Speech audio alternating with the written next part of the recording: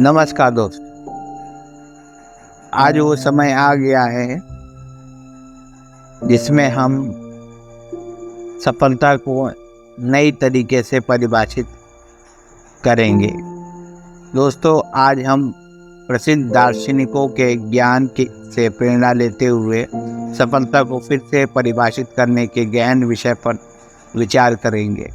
मेरे साथ जुड़े, क्योंकि हम यह पता लगा रहे हैं कि पारंपरिक धारणाओं से परे जाकर सफलता पर अपने दृष्टिकोण को बदलना क्यों महत्वपूर्ण है। भौतिक उपलब्धियों से परे।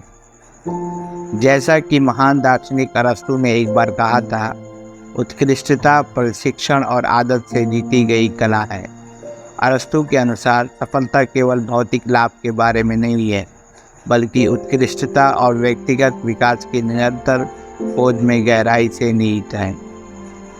असफलता को एक सीढ़ी के रूप में स्वीकार करना।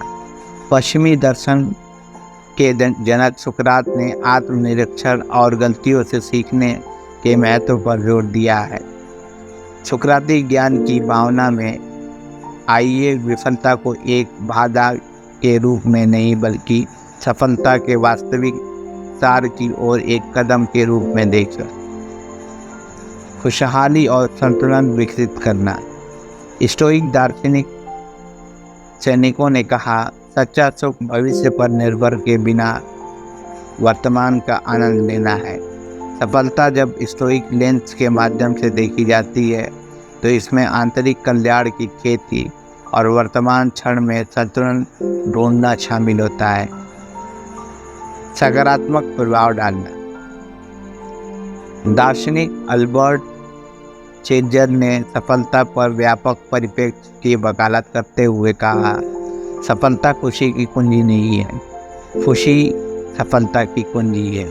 यदि आप जो कर रहे हैं उससे प्यार करते हैं तो आप सफल होंगे।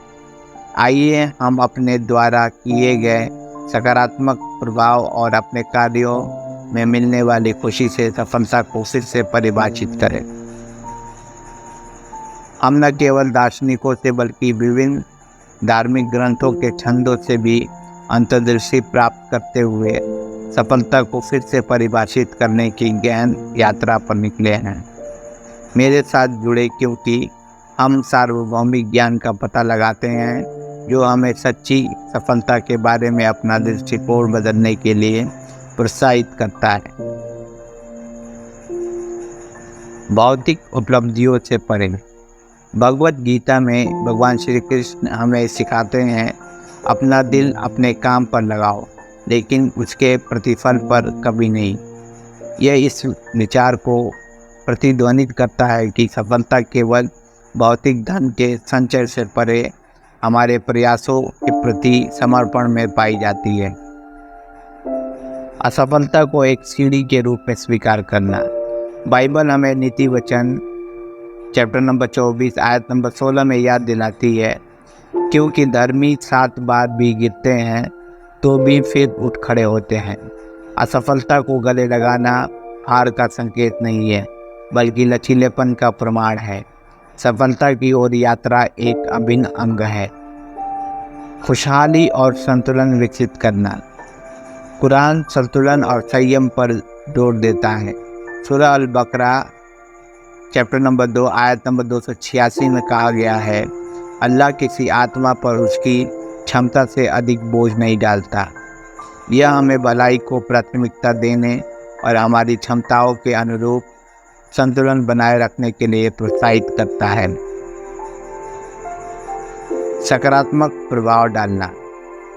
नए नियम में यीशु की शिक्षाएं हमें सकारात्मक प्रभाव डालने के लिए प्रेरित करती है। जैसा कि मैथ्यू चैप्टर नंबर 5 आयत नंबर 16 में कहा गया है, तुम्हारा प्रकाश मनुष्यों के सामने चमके ताकि वे तुम्हारे अच्छे कामों को देख सकें। सच्ची सफलता में दूसरों के जीवन में सकारात्मक योगदान देना शामिल है। विभिन्न धार्मिक ग्रंथों के संबंध हमें सफलता को फिर से परिभाषित करने में मार्गदर्शन करते हैं। भागवत गीता, बाइबल, कुरान और विभिन्न धार्मिक ग्रंथों के संबंध हमें सफलता को फिर से परिभाषित करने में मार्गदर्शन करते हैं। भागवत गीता, बाइबल, कुरान और अन्य पवित्र ग्रंथ निस्वार्थ कार्रवाई, लचीलापन, कल्याण के महत्व पर जोर देते हैं। सकारात्मक प्रभाव।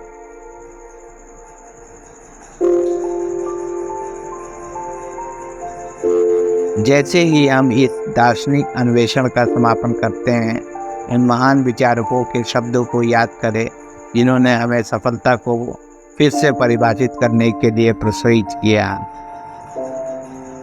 अरस्तु, सुकरात, सेनेको और सेनेजर सभी हमें अधिक समग्र समझ की ओर मार्गदर्शन करते हैं। एक ऐसी समझ जो व्यक्तिगत विकास, लचीलापन, कल्याण और सकारात्मक प्रभाव को महत्व देती है। इस दार्शनिक यात्रा पर अपने विचार कमेंट बॉक्स में साझा करें। अधिक समृद्ध चर्चाओं के लिए लाइक करें, शेयर करें और हाँ, सब्सक्राइब करना ना भूलें। अगली बार तक युगों के ज्ञान से प्रेरित रहें। जय हिंद साथियों।